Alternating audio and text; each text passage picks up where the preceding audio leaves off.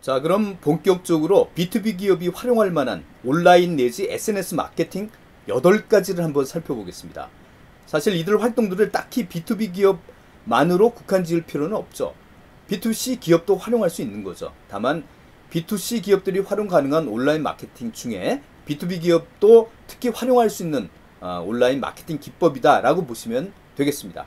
자, 우선 타겟팅 광고부터 한번 출발해 보겠습니다.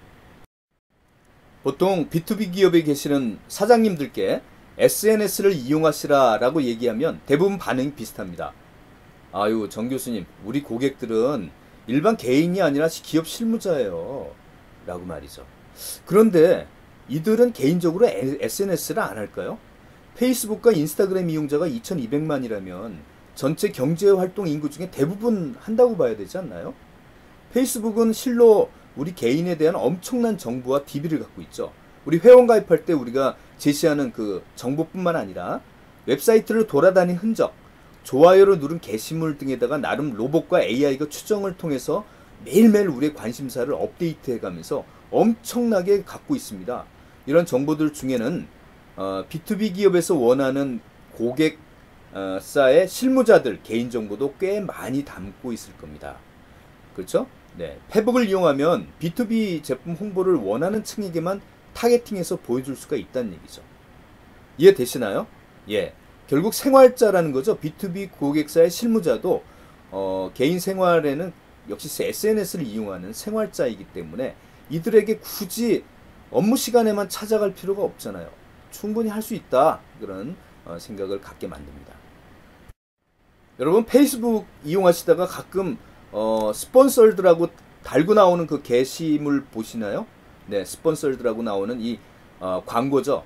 어떻게 보면 콘텐츠 속에 자연스럽게 녹아 들어가 있는 콘텐츠 광고의 성격을 띠고 있는 거죠. 따라서 콘텐츠 바깥에 있는 분리된 그런 전문 광고보다는 노출과 클릭률, CTR이 높을 수밖에 없죠. 광고비 역시 효율적으로 쓸 수 있는 그런 장점도 있고요. 왜냐하면 타겟팅을 해서 찾아가는 거기 때문에. 그렇죠? 예, 실제로 종합소득세를 신고하는 기간에 세무법인들은 기업의 경리, 총무, 회계 담당자나 중소기업 사장님들 대상으로 이렇게 페이스북에 타겟팅 광고를 많이들 합니다. 그렇죠? 네. 자, 두 번째로는 B2B 기업에서 매우 중요하게 생각하는 이 고객 DB를 확보하는 온라인 이벤트에 대해서 한번 살펴볼까 합니다. 온라인 마케팅 실무에서는 잠재 고객, 그러니까 영어로 표현하면 프로스펙스라고 할까요? 네, 이렇게 해서 프로스펙스라고 하는 구입 가능성이 높은 이러한 가망 고객을 리드라고 합니다. 온라인 마케팅 용어인데 중요하죠. 리드를 확보한다. 그렇죠? 페이스북에서는 이 불특정 다수의 이용자를 대상으로 설문조사를 할 수 있는 툴을 제공하고 있습니다. 매우 편리합니다. 이것을 이용하는 이벤트를 하면 보통 그 해당 B2B 담당자들을 끌어들여서 이들의 고객 정보를 획득할 수 있는 기회가 되는 거죠. 이거는 별도의 랜딩 페이지를 만들 필요도 없고 설문 양식을 페북이 제공해 주는 거기 때문에 한번 이용하면 재미 들려서 계속 활용하는 사람들이 많습니다. 굳이 B2B뿐만 아니라 B2C 경우도 마찬가지고요. B2B 기업들도 리타겟팅을 한다는 내용입니다. 지난번에 우리가 리타겟팅 배웠죠? 예, 다음 페이지에 다시 설명을 드릴게요. 과연 어떻게 한다는 건지 한번 살펴보겠습니다. 이 B2C 온라인 마케팅에서들 보통 많이 하는 리타겟팅이 B2B에도 그대로 적용할 수가 있습니다. 다만 고객이 개인 소비자가 아니라 특정 산업의 실무자라는 점이 약간 다른 거죠. 일단 지난번 강의 때 말씀드린 것처럼 고객이 우리 사이트에 한번 접속하면 우리가 고객 PC에 우리 서버에서 쿠키를 심어갖고 고객의 사이트 이력 내력을 파악한 후에 나중에 고객에게 배너 광고 등으로 지속적으로 이렇게 찾아갈 수 있는 거죠. 우리 상품의 배너 광고를 띄워갖고 말이죠. 그러니까 고객 입장에서 불쑥불쑥 나타나는데 좀 당황하지만 그래도 예전에 자기가 찾아간 사이트에 나오는 그 상품이라서 관심사 범위 안에 있는 상품이라서 그래도 한번 보게 되는 가능성이 많은 거죠. B2B는 구입 금액이 크고 구입 결정하는 시간이 많이 소요되기 때문에 해당 구입 담당자나 결정자에게 정기적으로 광고를 노출하는 것이 중요합니다. 근데 오프라인에서는 정기적으로 찾아가는 게 쉽지 않잖아요. 그래서 온라인이 이런 식으로도 자동으로 찾아가는 거 얼마나 편합니까? 타겟을 자동적으로 계속 찾아가는 이런 리타겟팅은 B2B 마케팅으로 역시 딱인 셈이죠. 네, 점점 점입 가경이네요. B2B에서 유튜브 마케팅을 하다니요. 그러나 활용할 만한 충분한 채널임을 여러분 곧 아시게 될 겁니다. B2B 기업에서 신제품을 영상화해서 타겟팅된 업계 실무진들에게만 노출시키고 싶다. 종래는 어떻게 하죠? 주로 세미나나 무슨 설명회를 열어서 그 관계된 담당자만 이렇게 오프라인에서 유치시키는 여러 가지 번거로운 작업이었는데, 이제 유튜브를 하면 우리가 쉽게 찾아갈 수가 있다는 겁니다. 일단 영상 채널인데다가 유튜브라는 게 타겟팅 기능까지 갖춰져 있는 타겟팅 홍보 가능한 채널이니까요. 게다가 한국인 대부분이 이용하기 때문에 고객 정보가 매우 많이 축적되어 있기도 하고요. 타겟팅하기 어쨌든 매우 적합하다, 이렇게 말씀드릴 수 있습니다. 다만 제작 과정에서 지금 보시는 대로 참조할 필요가 있고, 만약 홍보 영상을 페북으로 보낸다면 좀 더 짧게 제작할 필요가 있겠죠. 페북은 아무래도 영상 채널이라기보다는 이미지나 텍스트 기반의 채널이기 때문입니다. 이번에는 B2B 기업이 블로그로 마케팅한다면 어떤 식으로 진행할까, 그것을 한번 살펴볼까 합니다.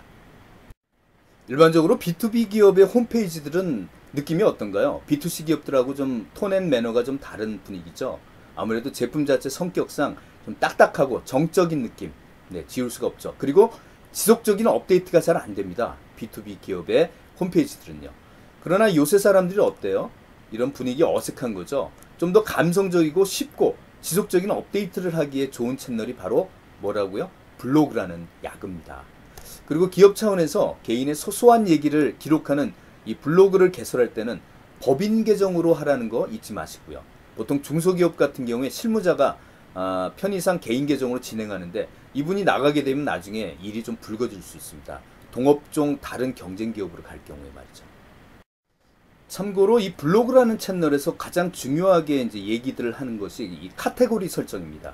이 다양한 주제를 이용자가 쉽게 구분할 수 있도록 하는 체계적인 카테고라이징 말입니다.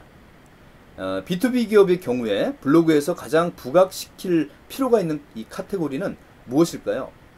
네, 가장 강조하고자 하는 건 이 레퍼런스입니다. 거래 실적이란 얘기죠. 이런 것들이 이제 고객사 입장에서 볼 때는 굉장히 주목할 만한 신뢰성을 가질 수 있는 부분이기 때문에 이미지나 동영상을 활용해서 보다 신뢰성을 부여해 주는 것이 필요합니다. 그리고 이왕이면 네이버에서 제공하는 공식 블로그 인증도 받아서 블로그에 표시하면 나름 좀 더 공신력이 있다, 이렇게 해서 한번 추천하는 바입니다. 네, 이번에는 소위 보도자료라고 하죠. 이 온라인 홍보 역시 B2B 기업이 활용할 만한, 실제로 많이 활용하는 온라인 마케팅 도구입니다. 여러분이 검색해서 뉴스 섹션에서 보이는 것이라든지, 아니면 뉴스 기사 형태로 여러분에게 노출되는 이런 정보성, 뉴스성 기사들이 바로 온라인 홍보, 즉 보도자료입니다. 네, 처음 히든 티처에서 어떤 교수님이 말씀하신 원포인트 강의 내용이네요. 자, 어떤 온라인 홍보 담당자가, B2B 기업의 담당자가 광고성, 신제품에 대한 광고성 기사를 만들어서 이제 온라인 광고 대행사에 광고비를 지불합니다. 그래서 뉴스 검색, 네이버 뉴스 검색에 나오도록 하는 거죠. 이 과정에서는 이제 네이버 입장에서는 특정 신문사가 취재한 기사 형태를 이제 띄게 하는 거죠. 그래서 광고성 기사 끝에 보면 출처, 무슨 신문사, 무슨 기자, 이런 이름이 나오게 되면서 사람들은 이게 뉴스나 기사지 어떤 광고나 홍보가 아니구나라고 인식을 하게 되는 거죠. 이때 신문사들은 뭐 이 광고 대행사에서 알아서 다 이렇게 정해주겠지만, 특별하게 어떤 우리 회사 업종의 종사자들이 많이 보는 매체가 있다, 매일경제신문이다, 그럼 그 매체를 우선적으로 좀 노출시키는 것도 바람직하겠죠. 어쨌든 콘텐츠 마케팅이라고 할 수 있네요. 뉴스 형태 속에 자연스럽게 우리 회사의 홍보성 기사를 광고 형태로 띄우는 건데요. 그런데 이 기사는 마리뉴스나 그 뉴스지, 사실은 여러분의 홍보와 광고 구분하고 계신가요? 네, 신문기사 상단에 이를테면 가을 등산 특집 기사 섹션 이렇게 보면 특정 기업의 아웃도어 신제품이 인기 열풍이라고 자연스럽게 특정 기업 제품이 소개되는 것을 이제 우리가 볼 수 있죠. 그리고 그 신문의 하단에 보면 바로 그 기업 해당 신제품 광고가 버젓이 나옵니다. 이때 우리는 전자를 홍보라고 하는 거, 후자를 광고라고 하죠. 즉 홍보는 남이 나를 좋게 얘기해 주는 겁니다. 광고는 내가 내 돈 내고 특정 매체를 통해서 내 자랑을 하는 거고요. 여기서 신문사가 특정 기업의 돈을 받지 않고 광고하는 뭐 이런 것이 바로 홍보겠죠. 한때 말썽이 된 유튜버의 뒷광고 이슈 아시죠? 뒷광고, 앞광고가 아니고요. 이 뒷광고라 하면 유명한 유튜버가 특정 기업의 돈을 받고 마치 자기는 객관적으로 그냥 홍보해 주는 것처럼 얘기하는 그런 걸 말합니다. 결국 일반인들은 객관적인 홍보라고 믿었는데 알고 보니까 기업의 돈을 받아먹고 유튜버가 이렇게 얘기를 해주는 광고라는 얘기죠. 그러면 이 보도자료 여러분 광고일까요, 홍보일까요? 네, 여러분 판단에 맡기겠습니다. 자, 알고 보니까 우리가 네이버나 다음 포탈에서 접하는 신문사 명의로 나온 기사, 특히 특정 기업과 관련된 일부 기사 내용들은 순수한 기자의 취재 기사라기보단 특정 기업의 광고였네요. 광고. 좋은 말로 표현하면 컨텐츠 마케팅, 나쁜 말로 표현하면 뒷광고 아닌지 생각 드네요. 어쨌든 B2B 기업이 맘만 먹으면 신문사의 홍보성 기사나 그런 뉴스 형태로 포장할 수 있다는 마케팅 툴로서는 나름 괜찮은 방법이죠. B2C 기업에서는 이제는 효과 차원에서 한물 같다고 얘기들 하는 이메일 마케팅, 그러나 B2B 기업에서는 여전히 가성비 있는 마케팅 툴입니다. 한번 알아볼까요? 보통 마케터가 이메일 마케팅의 인기는 이제 내리막길이에요 라고 하는 경우에 그 사람은 B2C 마케터라고 보시면 됩니다. B2B 마케팅의 영업 과정을 한번 지금 읽어보시면 어떤 내용인지 아실 겁니다. 자, 한번 여러분이 직접 읽어보시죠.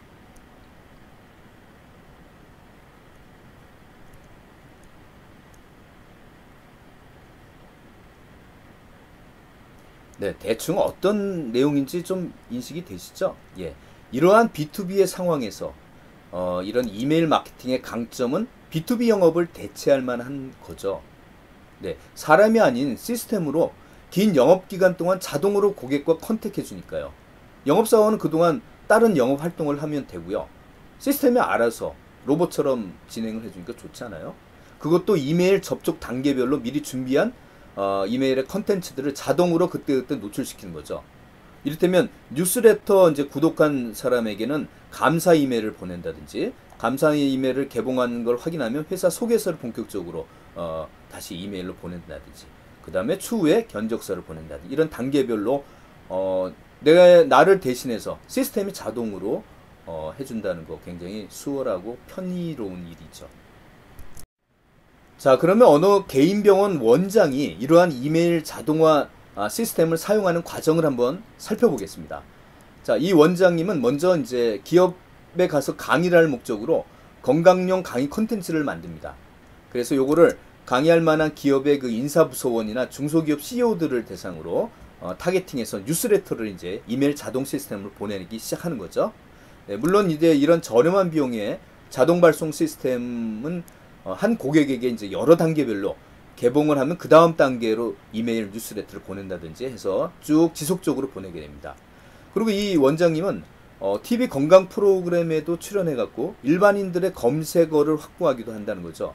이를테면 이제 기업체 강의와 일반인들의 검색 키워드 광고를 해서 이분들이 키워드 광고를 클릭하면 미리 준비해둔 이 랜딩 페이지로 고객들을 유입해서 고객 DB를 확보하는 거죠.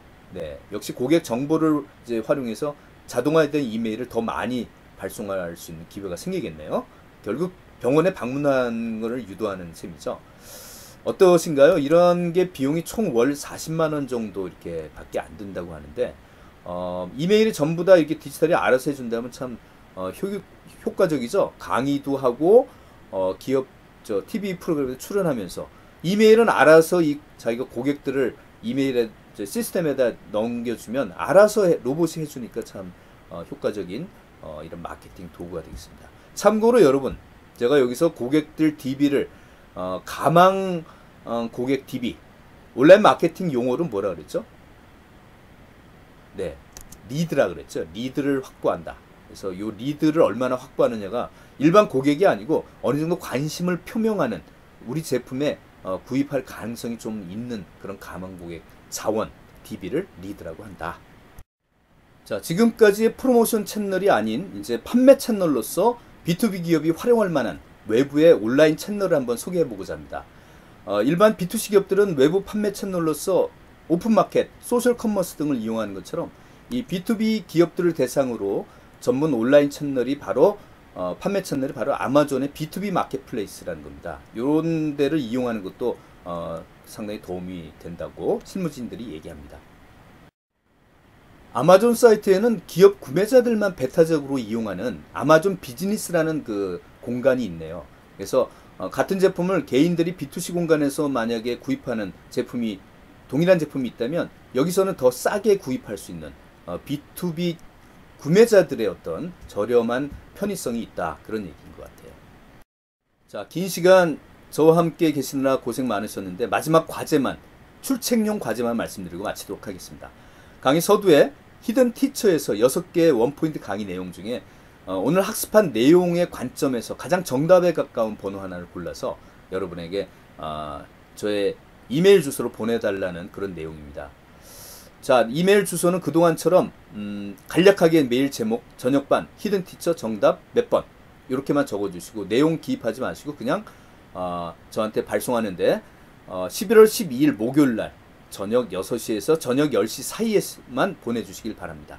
만약에 미리 보내신다 그러면 강의를 제대로 시청하지 않는 것으로 출첵하겠습니다. 수고하셨습니다.